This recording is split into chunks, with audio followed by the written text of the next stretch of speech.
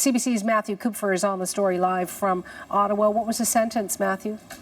So, Hannah, the judge gave Franck Gervais a suspended sentence, of 1 year probation with 50 hours of community service. Now, over the course of the proceeding this morning, Franck Gervais stood to apologize in the courtroom. There were veterans present. They had given victim impact statements earlier in the day, and Gervais was very emotional. He looks quite different from what you saw on Remembrance Day. His beard is shaven. Of course, he wasn't wearing a hat. He has kind of thin, dark stubble on his head, and he choked up a number of times over the course of the statement, saying he regretted his actions. He didn't intend to offend the men and women who serve in the Canadian military or veterans, and that he had learned about the consequences of his action. And he choked up after he said that he would never do it again.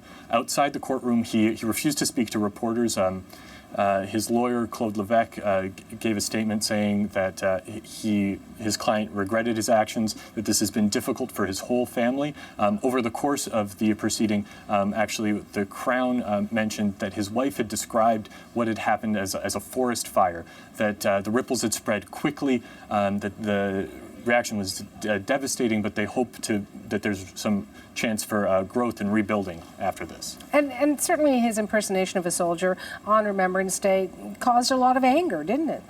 Well, of course, veterans and soldiers were calling CBC News, saying that he wasn't a real soldier. They were pointing out his beard, for example, wasn't trimmed properly for a serving member of the forces, that his outfit was incorrect. But there were actually veterans at the courthouse today who said that they've come to forgive him, that they met him. He went to the Beechwood Military Cemetery in Ottawa, actually, and was given a tour of some of the site of some of the same regiment that he was dressed as. And the soldier who took him along said that he believed that that Gervais was a genuine, if misguided, man who truly does respect the Canadian forces, and he's asking Canadians actually to forgive him. Veterans,